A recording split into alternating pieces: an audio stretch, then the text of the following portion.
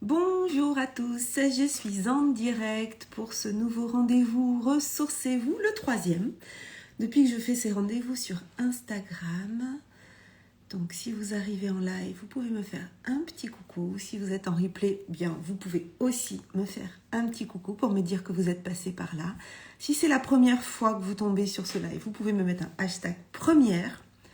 Et puis me dire aussi, ça m'intéresserait de savoir d'où vous êtes. Chers amis d'Instagram, puisque je ne vous connais pas tous, d'où vous êtes, où est-ce que vous habitez, et puis aussi, où est-ce que vous êtes au moment où vous écoutez ce live. Est-ce que vous êtes dans votre cuisine en train de manger? Est-ce que vous êtes dans un autre pays que la France et du coup, avec le décalage horaire, peut-être que c'est pas l'heure du repas? Est-ce que vous êtes sur votre pause déjeuner du boulot? Voilà, dites-moi un petit peu plus sur vous, histoire que j'apprenne aussi à vous connaître et à savoir qui vous êtes. Aujourd'hui, donc, on va échanger ce mercredi 20 octobre sur une nouvelle citation, sur une citation de Dan Millman dans ce live Ressourcez-vous, ressource plus loin et vous, ou ressourcez EZ-vous. Un moment de ressourcement, vous allez pouvoir aller connecter avec vos ressources puisque vous le savez, on a tout en nous, il n'y a pas besoin d'aller chercher à l'extérieur. Mais des fois, ça fait du bien de s'entendre dire un certain nombre de choses et peut-être que ça peut résonner en vous. Donc, je vais parler d'une citation aujourd'hui qui va parler de changement. Je vais vous prendre des exemples au maximum pour que ça puisse faire écho en vous et puis surtout que vous puissiez aller faire le lien avec quelque chose de votre propre vie qui peut résonner en vous et peut-être vous donner l'envie de changer ou vous donner cette petite impulsion qui nous manque parfois. Alors cette citation de Dan Millman, c'est « Le secret du changement consiste à concentrer son énergie pour créer du nouveau et non pas pour se battre contre l'ancien ». Alors je vois qu'il y a des personnes qui sont arrivées, si vous avez envie de laisser un petit message, comment vous allez aujourd'hui, comment vous vous sentez, dans quelle énergie vous êtes. Et puis on va y aller, partager des choses sur le changement.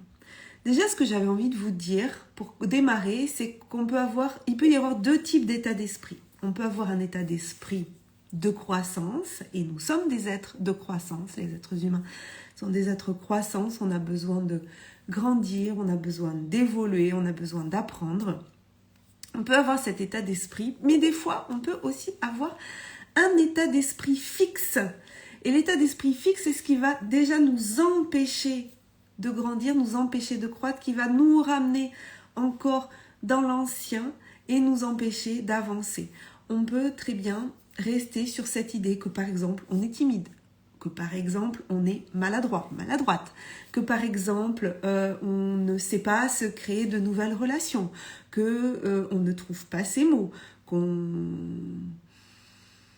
n'est pas méritant. Voilà, toutes ces choses qui vont nous laisser dans le passé, nous rester figés dans un état d'esprit donc fixe et nous empêcher d'avancer. A contrario, on peut aller développer des habiletés. On peut se dire que non, on n'est pas que maladroit. Ça ne nous arrive pas tout le temps. Ce n'est pas vrai. Là, on peut aller chercher des contre-vérités. On peut souhaiter devenir meilleur. On peut aussi apprendre à gérer l'inconfort de notre moi actuel pour aller vers une nouvelle version de nous-mêmes. Notre personnalité n'est pas fixe, donc on va pouvoir apprendre à observer le passé, s'en servir de base, mais ensuite faire changer les choses. Changer notre histoire pour changer notre trajectoire. Bien sûr, avant ça, on va travailler sur notre physiologie.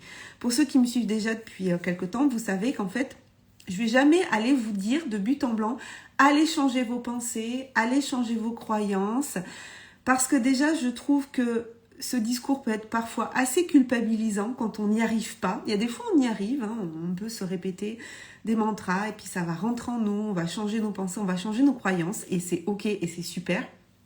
Il y a des fois, ça ne marche pas. Donc moi, j'ai aussi envie de transmettre un message à ceux à qui ça ne marche pas de juste changer, d'essayer de changer ses pensées. Si on n'arrive pas à changer nos pensées, c'est parce qu'au niveau de notre corps, au niveau de notre physiologie, au niveau de notre système nerveux autonome, il y a des choses qui bloquent. Et donc quand ça bloque, c'est là-dessus qu'il va falloir aller travailler. Donc d'abord, on va aller stimuler notre nerf vague. Donc je ne vais pas en parler aujourd'hui parce que j'ai pas suffisamment de temps pour rentrer dans le détail, mais vous pourrez retrouver dans d'autres vidéos comment on peut aller stimuler le nerf vague. Vous pouvez aussi trouver plein de vidéos sur internet qui vont expliquer comment on stimule le nerf vague avec des petits exercices de base où on met les mains derrière la tête, où on va regarder à gauche ou à droite. Donc ça, j'en ai déjà parlé et j'en reparlerai aussi dans d'autres lives. Mais le fait de stimuler son nerf vague, le fait d'aller chercher cet état de connexion, cet état de sécurité, de lien avec les autres, avec nous-mêmes, avec le monde, on appelle ça l'état vagal ventral, parce que ça fait intervenir le nerf vague et que ça fait intervenir le côté ventral du nerf vague, ventral vagal. Vous pouvez juste retenir d'être en ventral. Et d'être en ventral, c'est d'être en sécurité. D'être en sécurité corporelle. Et quand on est en sécurité corporelle, eh bien notre système nerveux va aiguiller les informations qu'on va recevoir de l'extérieur de la bonne façon par rapport à la réalité des choses. C'est-à-dire s'il y a un réel danger, eh bien ça va quand même activer de l'insécurité et une réponse à cette insécurité. Mais d'être en pleine confiance et d'être dans un état de sécurité, ça va faire aussi qu'on ne va pas interpréter des éléments de l'extérieur comme étant des dangers alors qu'ils ne sont pas. Et donc on va changer notre physiologie. On va être en pleine confiance et changer notre physiologie, ça va nous permettre de changer notre psychologie. Et de fait, en étant dans le bon état corporel, on va avoir les pensées qui vont nous permettre de nous développer. Donc change ta physiologie, change ta psychologie, change ton état, change ton histoire, change ta trajectoire. Et on va vraiment remonter en amont au niveau du corps pour aller se mettre en pleine confiance. Ça, c'est déjà la première chose à faire. Vraiment, je voudrais, et je me mets ça comme ambition, comme mission, de transmettre à un maximum de personnes que quand vous n'arrivez pas à changer vos pensées, quand vous n'arrivez pas à changer vos croyances, parce que vous essayez avec le mental et que vous voyez que ça ne marche pas. Si ça marche, c'est génial. Ça veut dire que vous êtes déjà dans un état de sécurité, un état corporel de sécurité. Mais si ça ne marche pas, ça veut dire qu'il y a autre chose à faire avant. Et la solution, c'est celle-ci, d'aller travailler l'état de sécurité corporel. Et en étant dans le bon état corporel, directement, ça va induire les bonnes pensées. En tout cas, quand je dis bonnes, c'est pas qu'il y a des mauvaises pensées, mais en tout cas les pensées qui vont vous permettre de vous réaliser, les pensées qui vont vous permettre de passer à l'action, et donc les pensées, les croyances. Et ça va être un cercle vertueux. Ça, c'était déjà la première chose que je voulais vous dire ce matin. La deuxième, ce matin, enfin il est 12h30, donc, ou 6h30 au Québec, parce que je sais qu'il y a des Québécois aussi qui regardent, en tout cas des gens qui habitent au Québec. La deuxième chose, enfin les deux autres choses sur lesquelles je voudrais attirer votre attention aujourd'hui, c'est qu'effectivement il y a cette histoire d'état corporel qui nous met en pleine sécurité. Et ensuite, je voudrais vous inviter je voudrais attirer votre attention sur deux choses qui me semblent hyper importantes, qui est d'observer la nature et d'observer les jeunes enfants. Alors pour ceux qui ne me connaissent pas, j'ai été enseignante pendant 16 ans, principalement en école maternelle, et donc les jeunes enfants, moi, je les ai beaucoup observés, et j'ai envie de vous dire même d'aller observer les enfants encore plus jeunes, ceux qui ne sont pas scolarisés, et de les regarder agir. Alors vous verrez qu'il y en a déjà certains qui sont déjà dans un manque de confiance, peut-être parce qu'il y a eu de la co-régulation avec leur environnement, les personnes qui les ont entourés, qui elles-mêmes ne sont peut-être pas en pleine confiance, et du coup, malheureusement, elles vont transmettre à leur enfant une insécurité. Mais si les adultes sont en sécurité, si les adultes ne sont pas angoissés d'une manière trop importante, s'il y a de l'amour inconditionnel, voilà, si l'enfant est dans de bonnes conditions, on va pouvoir observer, mais même ce dont je vais vous parler ce matin, on va l'observer chez tous les enfants, mais principalement chez les enfants en pleine sécurité. Alors, la première chose sur d'observer la nature, c'est de vous rendre compte, si on reprend cette citation, puisque c'est en lien avec la citation de Dan Millman, le secret du changement consiste à concentrer son énergie pour créer du nouveau et non pas se battre contre l'ancien.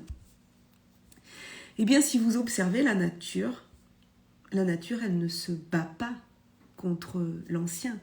La nature, elle ne se bat pas pour refuser le changement. Elle ne résiste pas au changement. Elle vit les cycles. Et dans la nature, vous savez qu'il y a ce changement qui est rythmé par les cycles des saisons, hein, même si des fois, il y a des petits... j'ai mon colis qui se défait. Il y a des petites choses qui vont dues au réchauffement climatique. Il y a des saisons qui ne sont plus respectées. N'empêche que ça ne se produit peut-être plus au bon endroit, au bon moment. Mais en tout cas, les arbres qui perdent leurs feuilles, à un moment donné, perdent leurs feuilles. Voilà.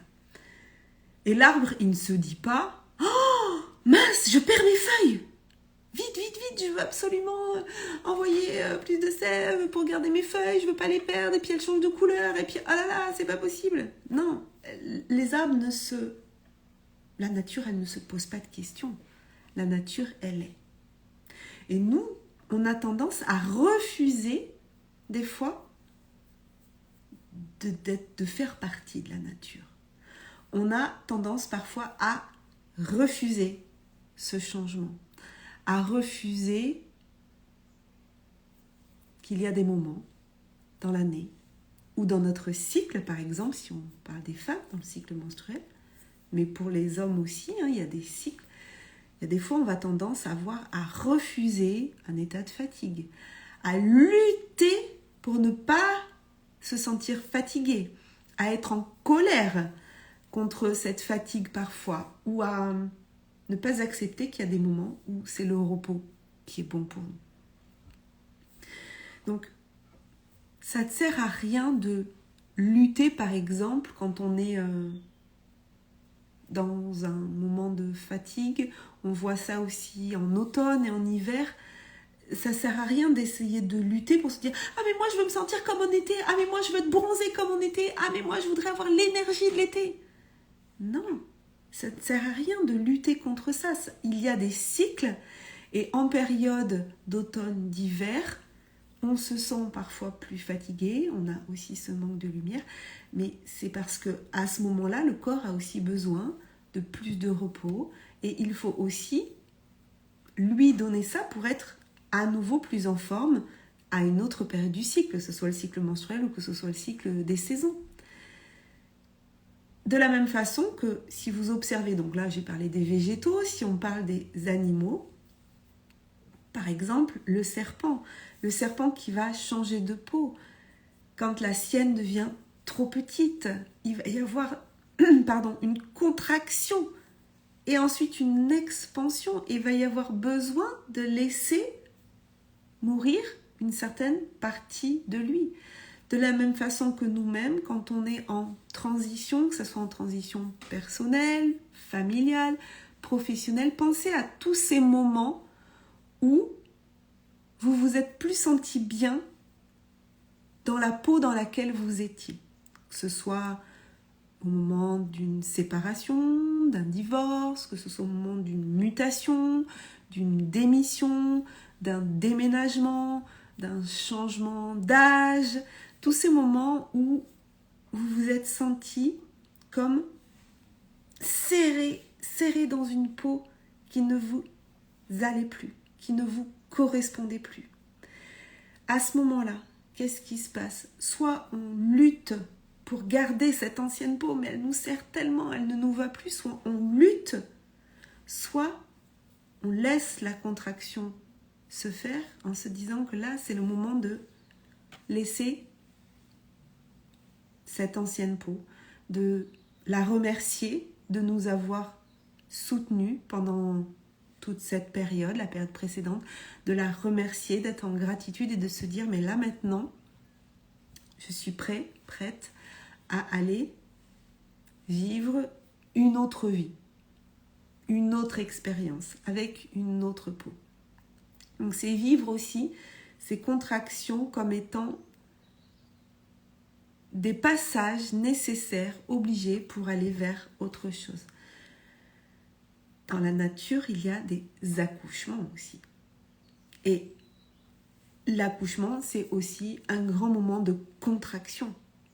Mais à ce moment-là, le bébé, il ne se dit pas « Ah non, je ne veux pas sortir !» Enfin, peut-être qu'il se le dit, mais on ne le sait pas. En tout cas, pour passer dans une autre vie, et ça nécessite une contraction. Ça nécessite de la vivre pour laisser passer des possibilités, pour laisser advenir des possibilités. Ça, c'était ce sur quoi je voulais mettre votre attention aujourd'hui, de modéliser la nature, en fait, de regarder ce qui se passe dans la nature, parce que ce qui se passe dans la nature, la nature ne triche pas, en fait. La nature n'essaie pas, la nature n'a pas un ego qui lui fait croire des choses. La nature, elle est, tout simplement. Et des fois, il faut juste peut-être la regarder et prendre exemple. Et à la fin, je vais vous faire un petit résumé des différentes choses à observer et à modéliser. La deuxième chose que je voulais que vous regardiez, c'est les enfants. Les enfants, principalement les enfants bas âge, et j'aime beaucoup prendre l'exemple de l'apprentissage de la marche. Quand un enfant commence à apprendre à marcher, donc il va passer du statut 4 pattes au statut 2 pattes, donc quadrupède à bipède, et il ne va pas lutter contre son état à 4 pattes. Il ne va pas être en colère contre son état. Alors ça peut arriver qu'un enfant se mette en colère quand il n'y arrive pas, mais il n'est pas il n'est pas en train de mettre son énergie sur un ancien état. Il est en train de mettre son énergie vers là où il veut aller. Là où il veut aller parce qu'il fait aussi par mimétisme, parce qu'il voit les adultes debout, parce qu'il voit les autres debout. Et il va tomber et se relever. Et retomber. Et se relever. Et il va focaliser sur son envie de marcher. Il ne va pas focaliser sur son état de 4 pattes. Il ne met pas son attention là-dessus. Bien sûr, ça peut l'agacer quand il retombe. Mais à chaque fois, il va recommencer. Et moi, j'ai jamais vu, alors j'ai pas vu tous les enfants du monde, mais en tout cas, on m'a pas mise au courant, qu'il y avait un enfant sur Terre qui, à un moment donné, voyant que c'était un peu compliqué, s'est dit, non, moi j'arrête. Moi, c'est bon, là, mes parents, vous allez me porter toute ma vie, moi, je reste à 4 pattes. J'en connais pas. Alors, à part des handicaps, on enlève les cas du handicap, mais je ne connais pas d'enfant qui s'est dit, moi, je vais rester à 4 pattes, je vais focaliser mon énergie là-dessus, parce que c'est franchement trop compliqué de passer à 2 pattes. C'est trop compliqué. Ça me demande trop d'énergie. Donc, je vais focaliser mon énergie sur, voilà, ça, c'est mieux comme ça, et puis, voilà. Je n'en connais pas qui s'arrête. Ça, c'est aussi des exemples pour nous, les adultes. Parce que nous, les adultes, quand on est dans un processus de changement, on a tendance à ne pas croire en une nouvelle identité.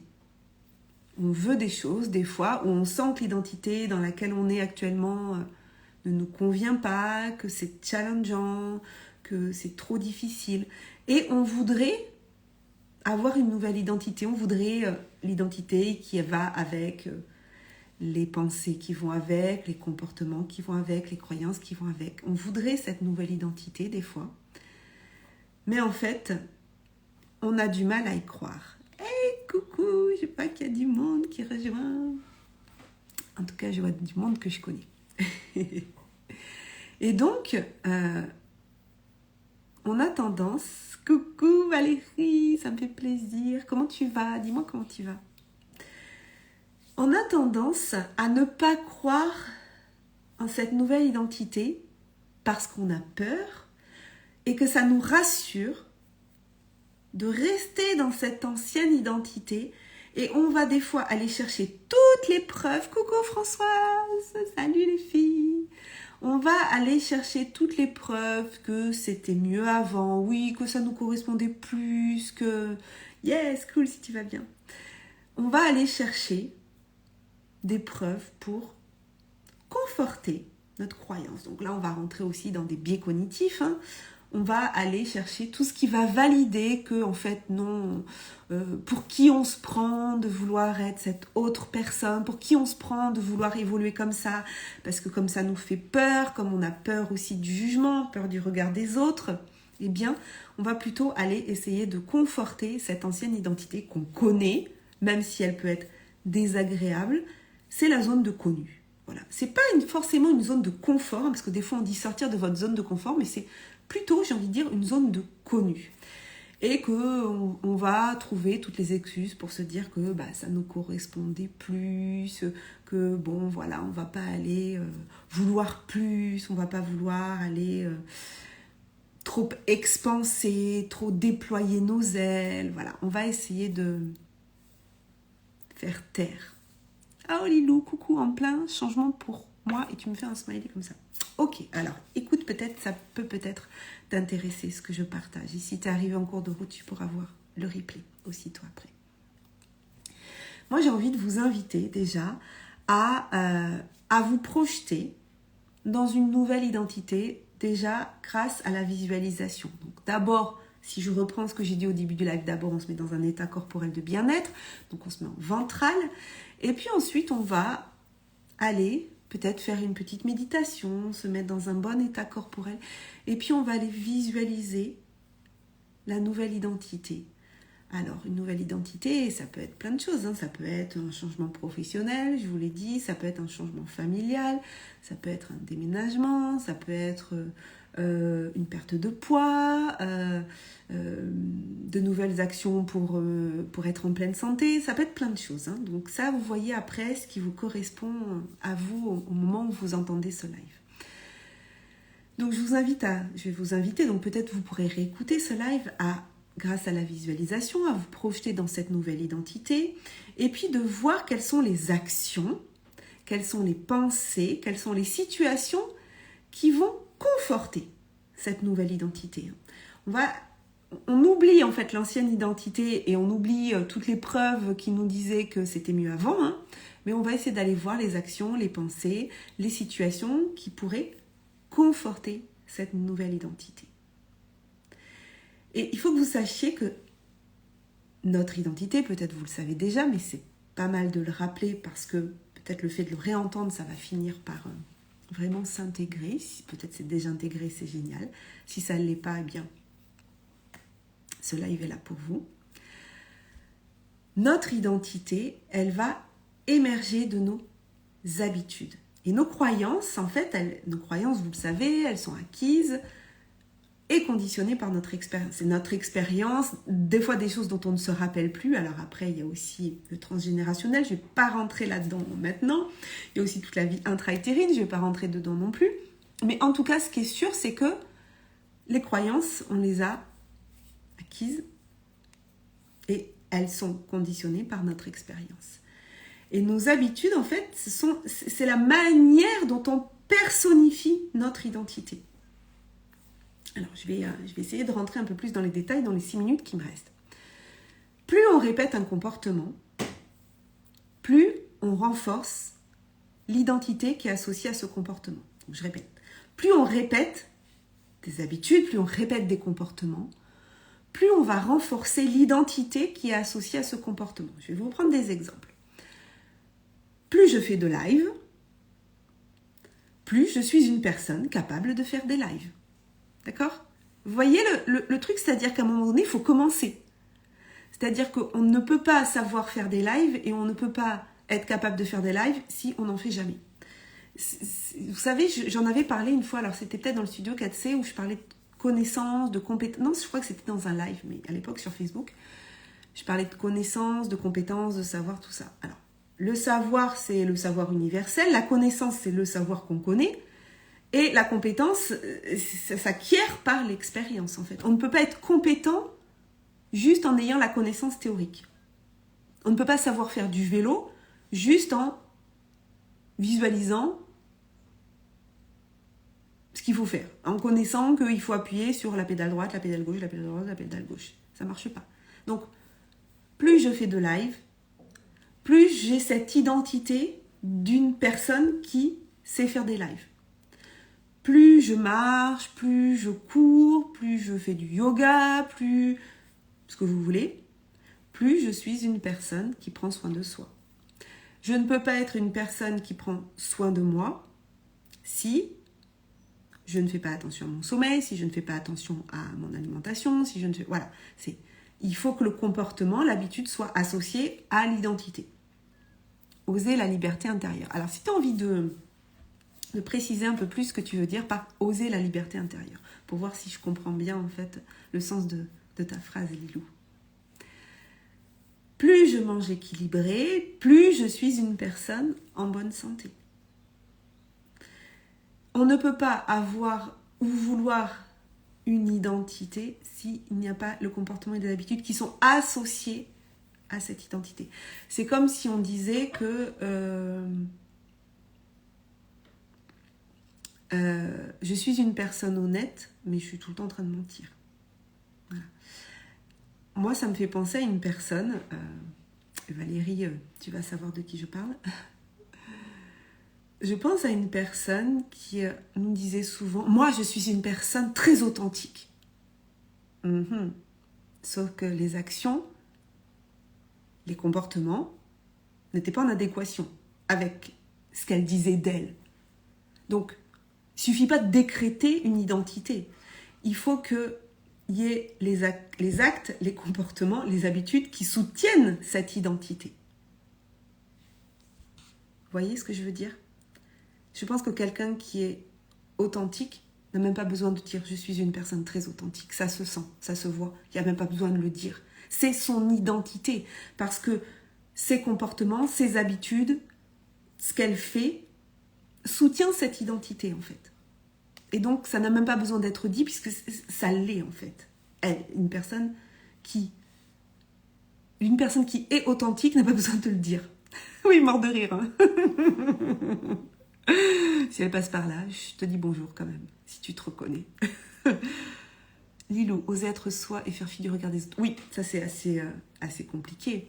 Mais c'est là où, si on est en pleine confiance, donc c'est tout le travail de la confiance qui peut permettre de se détacher du regard des autres et de se rendre compte que le regard des autres leur appartient. Mais que des fois aussi, ça peut nous amener en fait à voir qu'est-ce qu'on a travaillé encore et où est-ce qu'il y a des choses qui sont à mettre en lumière. Le mot identité, et ça je l'ai appris grâce à mon cher mentor Martin Latulippe, le mot identité, tu ne crois pas qu'elle soit capable de se reconnaître? Non, je pense pas.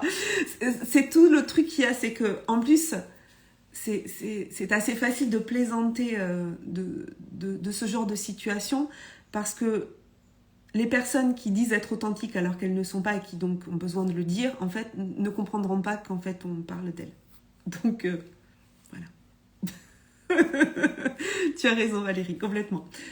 Le mot identité, il est dérivé des mots latins essentitas, qui veut dire être, et identidem, qui veut dire plusieurs fois.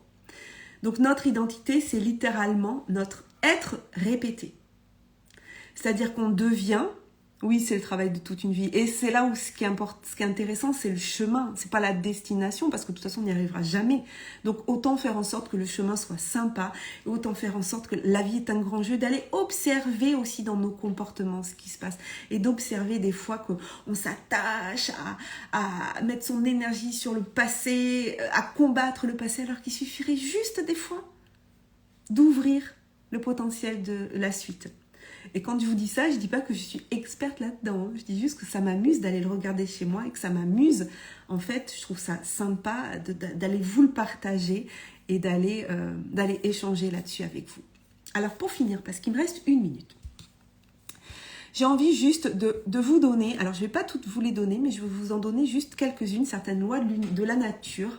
Et si ça se passe dans la nature, c'est que c'est une vérité universelle. Ce que vous trouvez dans la nature, vous pourrez le retrouver partout. Donc déjà, rappelez-vous, Je vais vous en donner 1, 2, 3, 4, 5. Voilà, j'en ai noté 5. Je fais mes petites notes.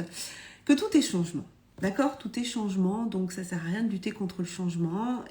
L'idée, c'est d'accepter ce qui est, d'accepter ce qui n'est plus, de laisser partir ce qui n'est plus, de remercier aussi ce qui a été et qui n'est plus, ce dont on n'a plus besoin, et pour laisser émerger une nouvelle version de nous. Donc déjà, c'est l'acceptation que tout est changement. Que tout est fait de cycles, hein, je vous l'ai dit. Donc il y a les cycles de la femme, et puis il y a des hommes aussi qui sont cyclés, cycliques, ce que vous voulez. Et de toute façon, la nature étant cyclique, forcément, on est soumis, nous aussi, à un cycle. Tout est expansion et contraction, et je vous l'ai dit, la respiration. On ne peut pas toujours vouloir être en inspiration. En fait, c'est pas possible, on mourrait, d'accord, quoi. Donc, inspiration, expiration. De la même façon que les vagues,